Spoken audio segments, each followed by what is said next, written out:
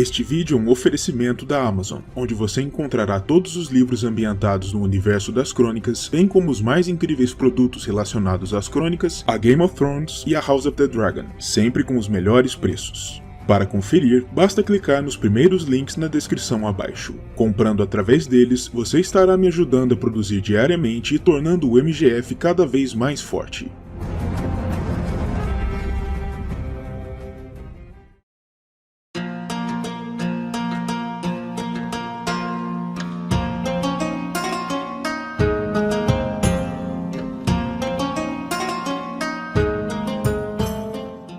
O plano de Yoren era o de levar a menina sob disfarce até Winterfell, para que a retornasse à sua família, e por isso, raspou seu cabelo e lhe atribuiu o nome Arryn, a advertindo para que falasse o mínimo possível e para que nunca fizesse suas necessidades próxima aos outros recrutas, para não ser descoberta.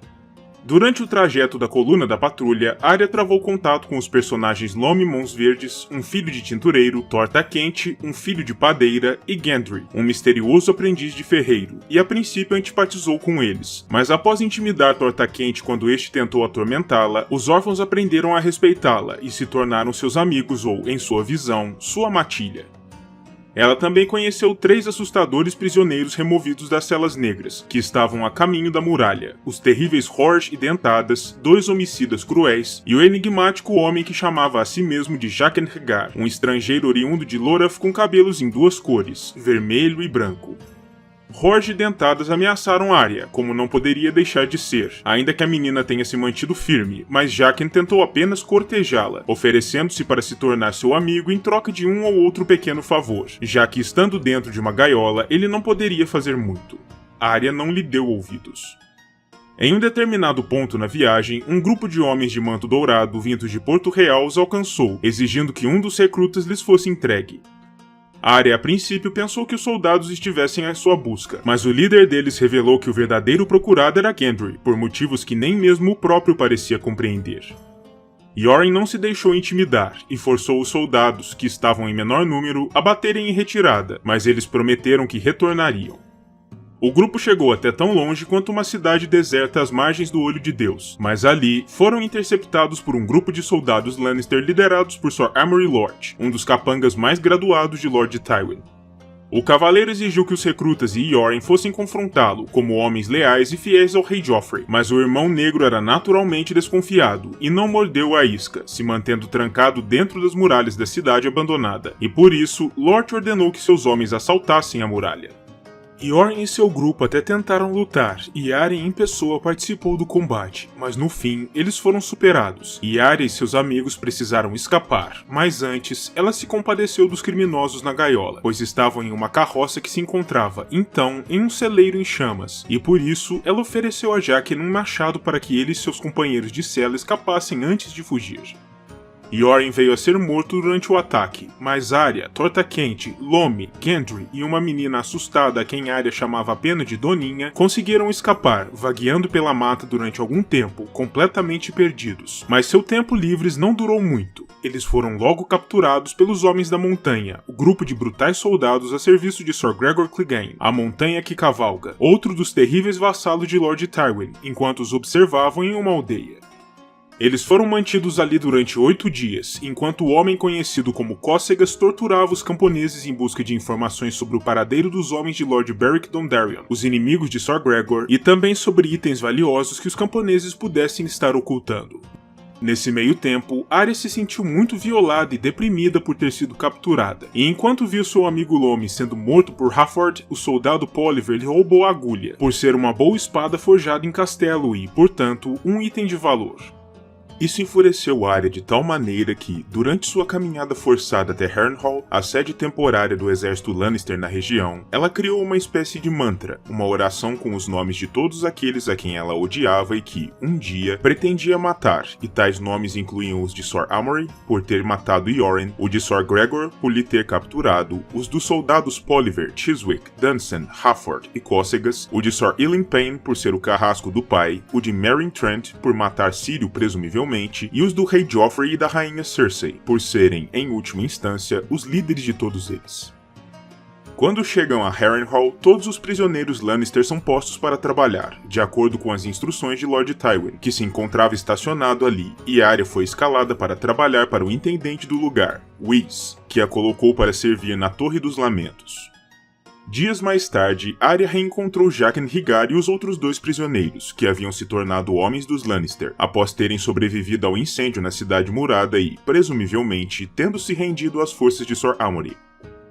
A princípio, isso não parecia ser grande coisa, mas durante a noite, Jaqen veio a seu encontro, lhe dizendo que a menina tinha uma dívida para com o Deus Vermelho, o Deus da Morte.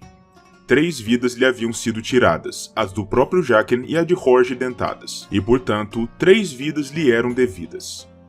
Isso queria dizer que Jaqen, que era na realidade um assassino, intimava a Arya lhe sussurrar os nomes de 3 pessoas que ela quisesse ver mortas. Poderiam ser quaisquer pessoas, em qualquer lugar e a qualquer tempo, pois não importando as condições, a morte era certa. Arya ponderou durante dias sobre a questão, pois afinal de contas, ela tinha uma lista de pessoas a quem queria ver mortas. Mas depois de ouvir Chiswick se gabando a outros soldados sobre como havia participado de um estupro coletivo a uma jovem, ela sentiu tanto nojo que foi até Jaqen e sussurrou seu nome a seu ouvido. Chiswick morreu 3 dias mais tarde. Era a primeira vida.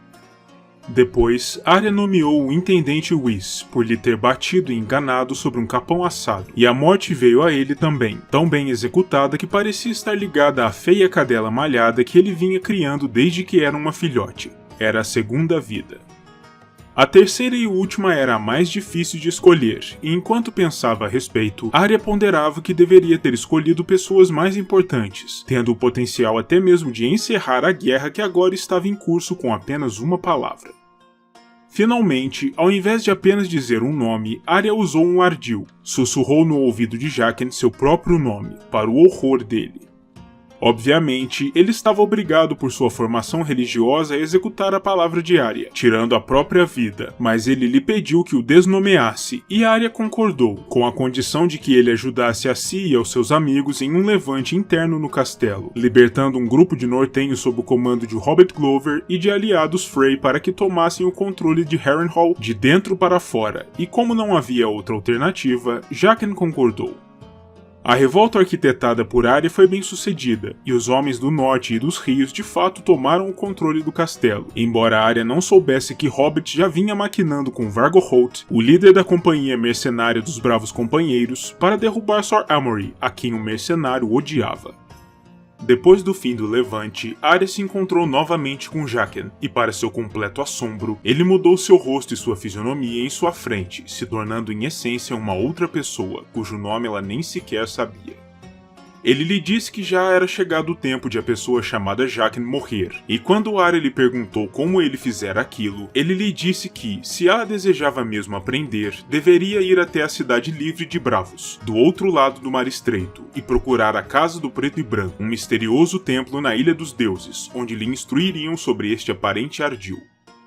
Ele também deu a Arya uma moeda de ferro Braavosi, lhe dizendo que, quando desejasse encontrá-lo novamente, ela deveria entregar aquela moeda a qualquer homem de Bravos e recitar as palavras Valar Morghulis, uma frase que Arya não compreendeu, não sabendo sequer que idioma era aquele. Na manhã seguinte, Lord Roose Bolton, um dos vassalos principais do irmão de Arya, chegou para tomar posse do castelo, e Arya, que agora se apresentava como Nymeria, ou Nan, para ocultar sua identidade, foi escolhida como sua copeira pessoal, por seu papel desempenhado na revolta interna. Com isso, Arya travou contato direto com o intimidador Lorde, sendo ordenada a buscar suas refeições, lhe ajudar com suas sessões com sanguessugas, que ele acreditava serem um segredo para uma longa vida, e em uma instância, atirando uma das cartas da esposa do Lorde, Walda Frey, no fogo, sob sua ordem. Quando Bolton se preparava para partir, Arya viu ali uma oportunidade para retornar ao norte, e pediu para que Roose a levasse consigo, algo que uma serviçal jamais deveria fazer. Roose ficou chocado com a insolência, mas também se sentiu divertido e explicou calmamente a Arya que ela não o acompanharia e que ficaria ali sob o comando do novo senhor do castelo, Vargo Holt, o Kooriki. Roose Bolton não era o tipo de homem que se podia desafiar impunemente, e por isso Arya se calou, mas diante da perspectiva de ficar sob o poder daquele mercenário selvagem, ela começou a maquinar um plano alternativo. Ela e seus amigos iriam simplesmente fugir de Harrenhal na calada da noite. Eles planejaram tudo com cuidado, embora Torta Quente, sempre covarde, tenha precisado ser convencido primeiro. Durante as horas de escuridão, eles se esgueiraram até um portão menor lateral da fortaleza, e Arya, usando uma túnica com o homem esfolado de Bolton para lhe dar credibilidade, enganou o vigia com sua moeda de ferro, lhe dizendo que era uma gratificação de Lord Bolton, antes de lhe matar, permitindo que eles conseguissem fugir. Enquanto o grupo se deslocava em direção ao norte a partir de Harrenhal, pois Arya desejava chegar a Correrio, a casa amiga mais próxima, ela teve uma visão de lobo durante seu sono, em que na verdade assumiu o corpo de sua loba Nymeria, que havia fugido antes, e nessa forma ela matou diversos dos membros dos Bravos Companheiros, que haviam sido enviados em perseguição. Pouco tempo depois, ela e seus amigos são descobertos pela Irmandade Sem Estandartes, a organização criminosa criada a partir dos resquícios da força de Beric Dondarrion nas terras fluviais. Os bandidos os tomam sob custódia e os levam até a estalagem do Ajoelhado, construída no local onde séculos antes o rei Torrhen Stark havia capitulado seu reino ao conquistador. A princípio, Arya se mantinha sob seu disfarce, mas na estalagem, ela foi por fim reconhecida por um dos antigos serviçais de Winterfell, Harwin, filho de Hulan, o mestre dos cavalos. Com isso, obviamente, Arya não teria mais a permissão de partir, pois era uma refém por demais valiosa para se perder, e portanto, ela ficaria sob a custódia da Irmandade. Torta Quente, por outro lado, não era ninguém importante, e estava farto das andanças e da comida ruim da estrada. Por isso, ele resolveu permanecer na estalagem, ajudando a dona do estabelecimento como seu novo padeiro. Arya ficou triste por vê-lo partir, mas não havia muito que ela pudesse fazer. Ela e Gendry então partiram com os homens da Irmandade e empreenderam um verdadeiro circuito pela região, atrás de informações sobre os avanços Lannister e sobre o paradeiro de Lord Beric. Uma das suas paradas foi o Coração Alto, uma mística colina na região, onde eles se consultaram com o fantasma do lugar, uma velha encolhida e pequena, porém sábia, que tinha poderosas visões. Arya a princípio se limitou a achar a velha curiosa, embora um pouco intimidante, mas depois que ela fez suas previsões, ordenou que a menina se aproximasse de seu círculo, apenas para então dizer a ela para deixar sua presença, parecendo temer Arya por algum motivo, chamando-a de Coração Negro. Arya ficou obviamente assustada com essa reação extremada, mas acabou sendo levada para longe da encarquilhada criatura. Tempos depois, os Foras da Lei a levaram a uma estalagem chamada de Pêssego, em Septo de Pedra, onde também por acaso funcionava um bordel. Um bêbado mal cheiroso tentou abordar Arya ali, mas Gendry intercedeu e o homem se afastou, para alívio de Arya.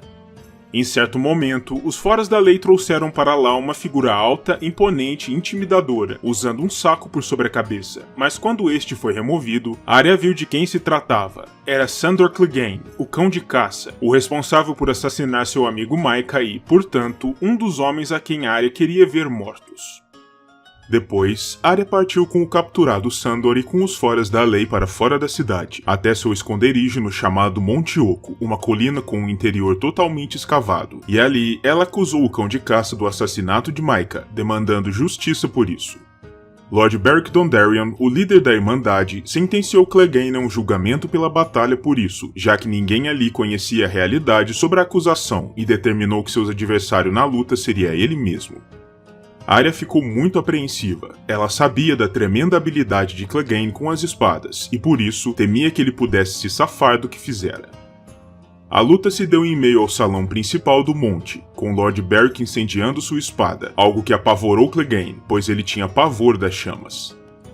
A luta não demorou muito, e no fim, Clegane partiu ao meio a espada e um dos ombros do Lorde, embora tenha tido um de seus braços horrivelmente queimado pelas chamas da espada de Dondarrion, choramingando de dor quase como uma criança. Ele tecnicamente vencera a luta, embora Dondarrion tenha sido revivido rapidamente por Thoros de Myr, o sacerdote vermelho, e por isso, os Foras da Lei não tinham escolha a não ser libertá-lo, já que Sandor havia sido declarado como inocente aos olhos dos deuses. Arya tentou intervir para assassiná-lo, mas foi contida, e para sua imensa frustração, o Cão de Caça partiu do Monte Oco, livre e vivo. Outra frustração para Arya foi descobrir que homens sem cabeça não poderiam ser revividos como Beric fora, o que acabava com as esperanças para seu pai. Gendry foi feito cavaleiro por Lord Beric e decidiu permanecer na Irmandade daquele momento em diante, mais um dos amigos de Arya que o abandonavam. Depois de um breve retorno ao Coração Alto, no qual Arya e o fantasma se estranharam mais uma vez, Arya descobriu que o plano da Irmandade era conseguir de seu irmão Robb um resgate por si, e isso a fez se sentir traída e sozinha. Desse modo, ela simplesmente escapou da custódia dos Foras da Lei, apenas para acabar caindo sob o controle de Sandor Clegane, que vinha seguindo os Foras da Lei em segredo, objetando conseguir deles algo que lhe compensasse por seu ouro roubado. E aí estava. Agora, quem iria recolher o resgate seria ele. O plano de Sandor era não somente obter uma recompensa pela menina, mas também conseguir para si um lugar na hoste de Stark, para se recolocar como um guerreiro, mas Arya tinha certeza de que Robb jamais aceitaria o odioso homem entre suas fileiras. As chuvas pesadas e as cheias no Tridente atrasaram seu caminho, mas eventualmente eles atingiram as Gêmeas, onde sabiam através da visão do fantasma do Coração Alto que Robb e seu exército estariam, para acompanhar o casamento entre seu tio Edmure e Roslyn Frey. Contudo, havia algo errado. Arya não reconhecia os homens que se encontravam do lado de fora do castelo, embora devessem ser soldados fiéis ao seu irmão. Logo, sua dúvida ficou clara quando os homens começaram a lutar entre si e as mortes se iniciaram. Havia uma traição em curso. O primeiro pensamento de Arya foi o de correr para dentro da fortaleza para procurar a mãe, mas Sandor a advertiu de que isso seria uma atitude estúpida, prevenindo-a de adentrar a fortaleza enquanto o massacre acontecia. Quando Arya insistiu, ele usou a parte romba de seu machado para fazê-la desmaiar, prevenindo sua rebeldia. Com as mortes de Robb e de Catelyn, Sandor decidiu que o único lugar onde poderia se desfazer de Arya agora, ainda sendo pago por isso, era o Ninho da Águia, onde a tia da menina, Lysa Arryn, governava. No caminho para o leste, Arya encontrou um cavalo selado fugindo provavelmente da confusão nas Gêmeas, e tomou-o como sua montaria, nomeando-o Covarde, por ter presumivelmente escapado da luta. Em uma determinada noite, Arya sonhou mais uma vez com sua loba gigante, dragando um corpo sem vida de um rio, e o corpo, ao que parecia, era o da sua própria mãe. Quando chegaram a uma aldeia aos pés das Montanhas da Lua, eles descobriram que a estrada de altitude estava fechada e que não poderiam ir até o vale. Por isso, e como não encontraram acolhimento ali, Sandor decidiu dar meia volta e partir até Correrio, onde tentaria vender Arya ao seu tio-avô, Sir Brynden Tully. No caminho para o castelo, Arya e Sandor pararam na estalagem do entroncamento, e lá cruzaram o caminho dos soldados Cócegas e Polliver, dispersos do grupo principal de Sir Gregor. Eram dois dos homens que se encontravam nas preces de Arya, e portanto, ela naturalmente queria vê-los mortos. Ela ficou confusa ao ouvir Polliver citar que o bastardo de Lord Bolton estava prestes a se casar com a irmã de Sansa Stark, pois ela e Arya não tinham outras irmãs, não entendendo na hora que o homem se referia a ela mesma, mas antes que ela pudesse ponderar mais a respeito da questão, a tensão entre Sandor e os homens do irmão explodiu, e uma luta irrompeu em meio ao salão comum da estalagem. Sandor, já bêbado, matou Polliver a muito custo, enquanto Arya pegou do escudeiro que acompanhava o soldado sua adaga e a enfiou em suas entranhas, abrindo sua barriga e o condenando à morte. Quando Cócegas tentou atacar Sandor, Arya se aproximou por trás do homem e o esfaqueou repetidas vezes com sua adaga, enquanto repetia as perguntas que o torturador fazia aos camponeses antes de matá-los. Antes de irem embora, Sandor instruiu Arya a finalizar o escudeiro, e ela o apunhalou no coração, seguindo sua orientação. Ela também aproveitou da deixa para tomar de volta a agulha do cadáver de Polliver, e os dois então abandonaram a estalagem meio arruinada. A dupla então começou a rumar até Salinas, mas Sandor se encontrava muito fraco devido aos ferimentos e à perda de sangue. Eles pararam para que o homem descansasse e Arya o ajudou a cauterizar seu ferimento no rosto. A menina então se lembrou que, durante a noite, havia deixado o nome de Sandor de fora de sua oração e não pôde deixar de ponderar por quê. Ela o readicionou na lista, mas pensava que ele talvez não sobrevivesse por si mesmo até a próxima manhã. Quando o dia raiou, Sandor se encontrava ainda mais fraco e Arya empunhou a agulha, objetando se vingar e matá-lo, mas ponderou que, se simplesmente partisse e o abandonasse ali, fraco como estava, ele morreria sem sua intervenção. Sandor percebeu suas intenções e passou primeiro a provocá-la e depois a implorar pateticamente que ela o matasse, mas Arya com isso se convenceu a simplesmente largá-la ao relento, montando então em Covarde e partindo, disposta a deixar que Sandor morresse lentamente ou através da ação de algum animal selvagem. Quando Arya chegou a Salinas, ela vendeu Covarde, já que o cavalo não lhe serviria na viagem por mar, e então encontrou um navio Braavosi ancorado ali, a filha do Titã. Ela inicialmente queria ir para o norte, mas o navio não iria naquela direção. Contudo, ao saber que se tratava de uma embarcação de bravos, ela entregou a moeda de ferro de Jaqen ao capitão do navio, Ternezio Teres, declamando da forma mais clara e firme possível Valar Morhulis, tal como Jaqen a havia instruído a fazer, embora não soubesse ainda o que aquilo queria dizer. A resposta do capitão foi dizer Valar Dohaeris, levando 2 dedos à testa, e depois disso, Arya passou a contar com uma cabine no navio, e se encontrava em pouco tempo a caminho da cidade livre de Bravos.